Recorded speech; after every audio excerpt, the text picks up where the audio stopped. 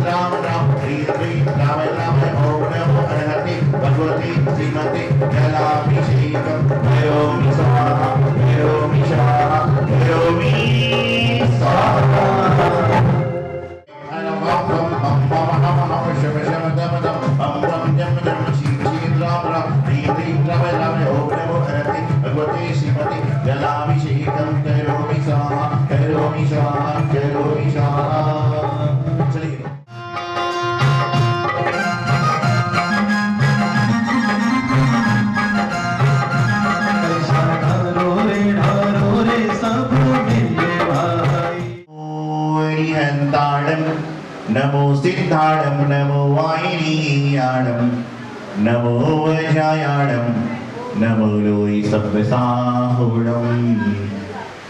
ओम नमः शिदेव्या, ओम नमः शिदेव्या, ओम नमः शिदेव्या। श्री वीतरागाय नमः। ओम नमो अति भगवते श्रीपति श्री बालसंकराय दोनों सर्वज्ञाय स्वयंभुवे सिद्धाय।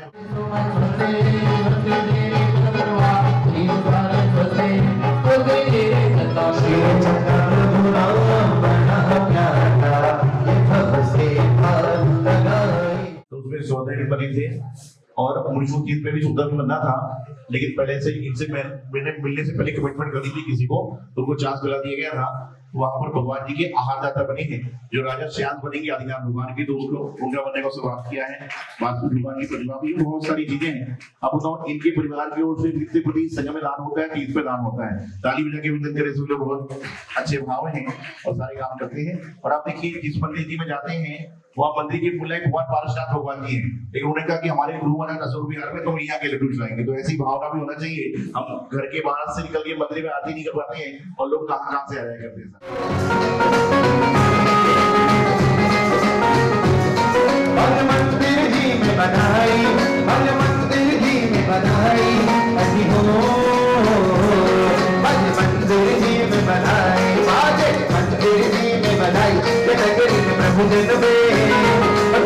प्रभु जन में आदिनाथ जी।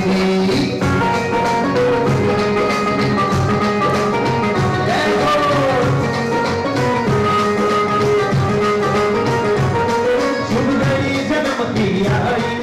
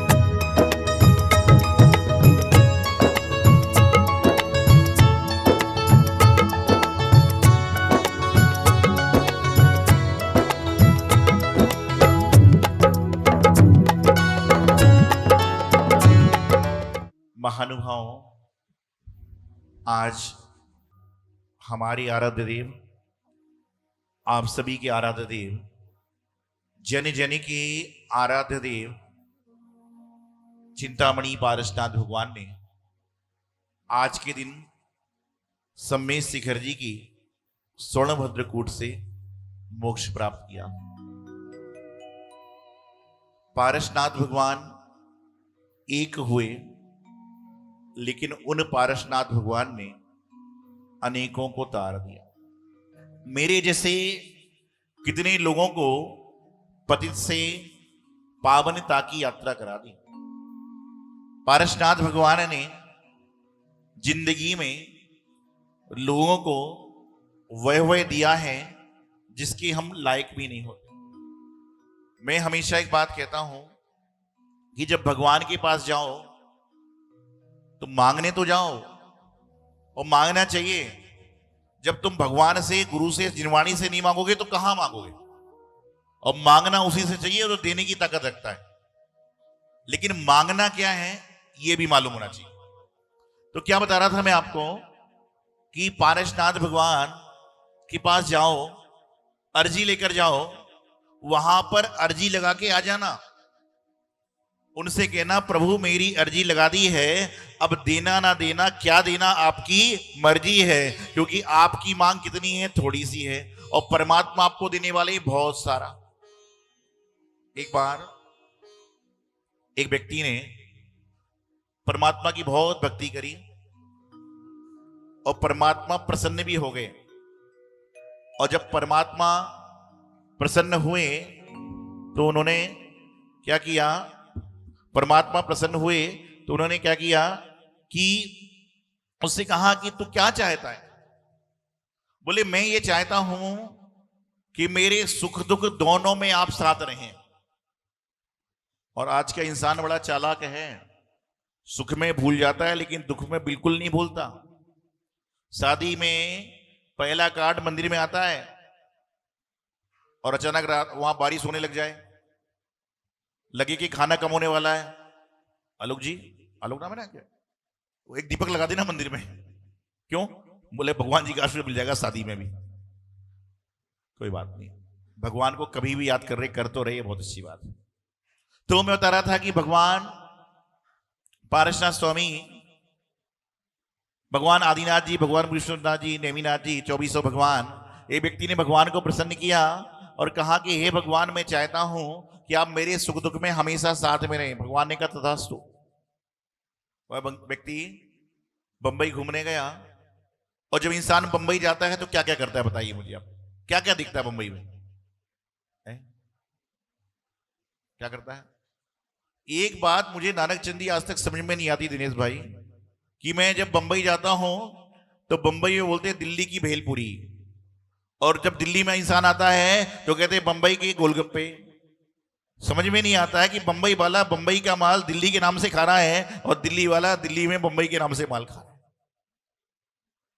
यदि आपसे कहा जाए कि आपकी गाड़ी किसी नाले के पास खड़ी कर दो और वहां आपको घर का खाना खाना है तो खा सकते हो क्या? लेकिन कई बार बिहार करते समय जो नाला सा पड़ता है ना, वहां पर देखता हूं लाइन लगा के लोग खड़े हो, यहीं आसपास ही होता है सारा, होता है कि नहीं? छोटी सी दुकान से बड़ी बड़ी टपरी हो गई वहां, तो सबका दिमाग पहुंच गया उसमें। तो बताना चाह रहा था कि क्या हुआ कि जब बंबई जाते तो कहां जाते हैं? जुहू भी जाते घूमने। और वहां कई बार ऐसा होता है, हम भी गए हैं, जब हम बंबई गए थे 2002 में, तो बिल्ले पाल्डे मंदिर है, तो वहां से गए थे, तो गए थे मुनिया, उस समय गए तो देखा था हमने सागर की लहरें भी। और उस समय से जो मेरे नाम के संग लहरें हैं ना, जब से मैंने सिंबल बनाया था 2002-03 से। तो बताना चाह रहा था कि जब बंबई जाते हैं तो जुहू जरूर जाता है आदमी। जुहू चौपाटी कहते हैं ना, क्या कहते हैं, तो वहां पर घूमने जाता है। तो कई बार होता है कि रेत में जाते हैं और आते समय पानी आ जाता है, ऐसा अक्सर होता है वहां पर। तो घूम रहा था, रेत में चल रहा था, और रेत में जब चल रहा था तो देखता है कि उसको 4-4 पैर के निशान दिख रहे हैं रेत में। उसने कहा, भगवान आपका शुक्रिया है, आप मेरे साथ में तो हैं। बहुत खुश हुआ कि भगवान मेरे साथ में हैं, कैसे मैं कह दूं भगवान साथ में नहीं होते। और जैसे ही लौटने लगा तो एकदम तेज सागर का पानी आने लगा, तो दौड़ा, वो दौड़ने लगा। तो दौड़ते दौड़ते उसने देखा पैर 2 ही रह गए। उसने कहा हे भगवान, आपके पास भी धोखा है? मनुष्य धोखा करते हैं लेकिन आपके पास भी धोखा है। पहले तो दौड़ता रहा, जब फिर सही स्थान पे पहुंच गया तो क्या भगवान पुकारा भगवान को, हे भगवान धोखा आपने भी दे दिया? भगवान ने कहा मैं धोखा नहीं देता हूं बल्कि धो धो के भक्तों को बनाता हूं। धोखा नहीं देता हूं बल्कि धोखे शुद्ध करके भक्तों को भक्त बनाता हूं। तो बोले कैसे? बोले भगवान जी जब मैं सुख में था आप मेरे साथ चल रहे थे। भगवान जी बोले कैसे? बोले दो पैर आपके थे दो पैर मेरे थे, मैं देख रहा था, लेकिन जब दुख आया तो आपने अपने पैर पीछे ले लिए और आपने मुझे अकेला छोड़ दिया। तो भगवान ने कहा कि मैंने तुझे अकेला नहीं छोड़ा, जब तेरे ऊपर दुख आया तो जो दो पैर थे वो तेरे नहीं थे, मैंने तो तुझे गोद में उठा रखा था और मैं तुझे लेकर चल रहा था कि मेरा भक्त डूब ना जाए। तो भगवान आपको गोद में लेकर चल रहे हैं, लेकिन अंतर इतना कि हम सोचते कि हम चले, तुम क्या चल सकते थे? उन्होंने कहा पीछे मुड़ के देखो, तो पीछे मुड़ कर देखा तो दो चार लोग डूब रहे थे। तो उसको समझ में आ गया कि भगवान साथ में है तो इंसान डूब नहीं सकता। तो आज पारसनाथ भगवान का दिन है और हमारे जीवन में तो सॉस आने के पहले भी भगवान पारसनाथ जी का ही नाम आता है। और कचने वाले पारसनाथ भगवान आप सबों ने दर्शन करे हैं, नहीं करे तो करिए। पूरे हिंदुस्तान में, पूरे विश्व में बहुत सारी अतिशयकारी तीर्थ क्षेत्र हैं। वहां अतिशय क्या है? जैसे महावीर जी में गाय की दूध झरी तो प्रतिमा प्रकट हो गई, कहीं पर कोई और अतिशय हुआ, कहीं पर कोई और अतिशय हुआ, लेकिन संपूर्ण विश्व में कचनेरी वाले पारसनाथ भगवान की प्रतिमा एक ऐसी प्रतिमा है जहां पर एक प्रतिमा पे दो दो बार चमत्कार हुआ है, अर्थात एक प्रतिमा पे दो दो बार अतिशय हुआ है। कैसे दो बार हुआ? कि पहले तो पारसनाथ भगवान की प्रतिमा गाय के दूध झरने से प्रकट हुई, दोबारा कुछ कारण से प्रतिमा जी खंडित हो गई। तो खंडित होने के बाद आज लोगों की श्रद्धा बड़ी छोटी सी है, सूक्ष्म है। यदि हमारे मन की नहीं होगी ना, महाराज कस क्या जाना है बार बार, और जब तक मन की हो रही थी तो बार बार ही जाना है। प्रतिमा में थोड़ा सा कुछ दूषण हो गया, दूसरी प्रतिमा लाओ, अरे वही भगवान है जिन्होंने तुम्हें लायक बनाया है। तो लोगों ने क्या हुआ मन में कि बोले इस प्रतिमा जी को अब जल में विसर्जन कर देना चाहिए। तैयारी हो गई तो प्रतिमा जी ने एक स्वप्न दिया वहां के आदमी को कि विसर्जन मत करो, घी शक्कर में रखो, ताले बंद करो, नमोकार मंत्र का पाठ करो। लोग पत्थर की प्रतिमा घी शक्कर से जुड़ना है तो मुश्किल काम था, लेकिन बोले कोई बात नहीं, ट्राई करते हैं। तो आपको देखिए कि अभी जयमाला पढ़ोगे कि 7 दिन तक घी शक्कर में रखा और जब 7वें दिन निकाला तो भगवान की प्रतिमा अपने आप जुड़ी हुई मिल गई और आज तक जुड़ी हुई है। आप फोटो में देखते हो कहां कहां फण के पास इधर जुड़ी हुई है। और सोचिए जिस प्रतिमा पर डेली पंचामृत अभिषेक हो रहा है, नर नारी अभिषेक कर रहे हैं, सैकड़ों लोग अभिषेक कर रहे हैं, लेकिन वह प्रतिमा आज भी सबको मंगल आशीर्वाद दे रही है। तो इनका आशीर्वाद हमारे जीवन में, आप सबके जीवन सदा ही रहेगा। लेकिन पारसनाथ भगवान पारसनाथ क्यों हुए? कल आपने सुंदर सी नाटिका देखी, माता जी ने करवाई थी, सौभाग्यवती जी ने। क्यों हुए? कल जब लोग अखिल जी को देख रहे थे तो लग रहा था कि पूरे ध्यान में बंदा आधा घंटे तक बैठा है, आधे घंटे तक ध्यान में बैठना। तो बता रहा हूं आपको कि पारसनाथ भगवान क्यों, क्योंकि वह कितना भी उत्सर्ग आया, ओले चले सोले चले, बारिश हुई, सब कुछ हुआ, लेकिन उन्होंने आंख भी नहीं खोली। ऐसा नहीं था कि पारसनाथ की शक्ति नहीं है, जब उनकी शक्ति से मेरे काम होते हैं, उनकी भक्ति से आपके काम होते हैं, तो कैसे नहीं होगा। लेकिन उन्होंने कहा कि ये मेरे पिछले जन्म के कर्म हैं और उस कर्म को मैं सहन कर लूंगा, तो आगे मुझे सहन नहीं करना पड़ेगा। इसके फलस्वरूप कमट गर्त में गया और पारसनाथ भगवान मोक्ष को पधारे। क्योंकि कहते ना, सहने वाला हमेशा ऊपर उठता है और दुख देने वाला हमेशा नीचे गिरता है। लेकिन आज के समय में इंसान तो लड़ने के मौके ऐसे ढूंढ रहा है कि कोई जिससे बातचीत नहीं होती है वो सामने से तो निकले, और सामने से निकले तो अपना ये सामान फेंक देगा, बोलेगा मेरे सामान के ऊपर चल रहा है। मौके देख रहे हैं लोग। अरे मौके लड़ने के मत देखो, बल्कि मौके प्रेम के देखो। कि प्रेम का मौका मिले तुरंत प्रेम कर लो, क्योंकि लड़ाई में जीवन का सार नहीं है, प्रेम में ही जीवन का सार है। तो बता रहा था मैं आपको कि आज के दिन भगवान पारसनाथ स्वामी समीर शिखर जी की स्वर्णभद्रकूट से मोक्ष गए।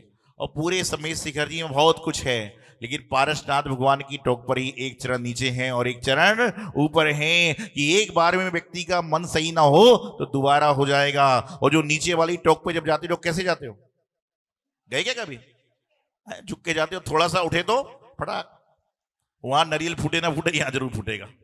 तो पारसनाथ भगवान ने संदेश दे दिया कि यदि मुझे पाना है तो झुकना पड़ेगा, और झुककर नीचे से निकलते हो जब जाकर पारसनाथ भगवान को आप पा पाते हो। पारसनाथ भगवान, आज मैं दावे से कहता हूं कि पूरे हिंदुस्तान में लाखों करोड़ों मंदिर हो सकते हैं, हर मंदिर के मूल्य अलग हो सकते हैं, लेकिन शायद 100 में से 99 मंदिर ऐसे होंगे जिसमें हर मंदिर में पारसनाथ भगवान की प्रतिमा जरूर होगी। क्यों? क्या बाकी 2400 भगवान अतिशयकारी नहीं है? हैं, चमत्कारी नहीं है। लेकिन जिस तरह से आपको कोई पिक्चर दिखाने मूवी में ले जाए और वो फैमिली पिक्चर हो तो आप क्या कहते हैं? बोले मजा नहीं आ रहा। कौन सी चाहिए? थोड़ी मारधाड़ हो बे, नायक के साथ खलनायक भी हो बे। तो क्या हुआ? हमारे पारसनाथ भगवान नायक हैं और उनके साथ में खलनायक का काम किसने किया?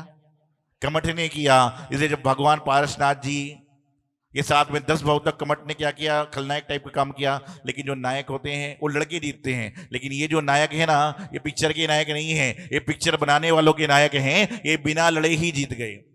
क्यों जीत गए? मैं हमेशा एक बात कहता हूं कि झगड़ा किस कारण से होता है? जहां आपस में बैर होता है, शत्रुता होती है। लेकिन यदि झगड़े को शांत करना है तो आप एक बार किसी व्यक्ति के गुस्से का जवाब 9 बार नमोकारण पढ़ के दो। इस कार्यक्रम के पुण्यार्जक थे श्री नानक चंद जैन प्रधान, श्री अनिल जैन सेठी संरक्षक, श्री मुकेश कुमार जैन उप प्रधान, श्री अशोक कुमार जैन महामंत्री, श्री दिनेश जैन कोषाध्यक्ष, श्री विजय कुमार जैन मंत्री, श्री वरुण जैन मंत्री, श्री प्रवीण कुमार जैन भंडारी, श्रीमती मंजू जैन महिला अध्यक्षा, फेज 2 अशोक विहार दिल्ली।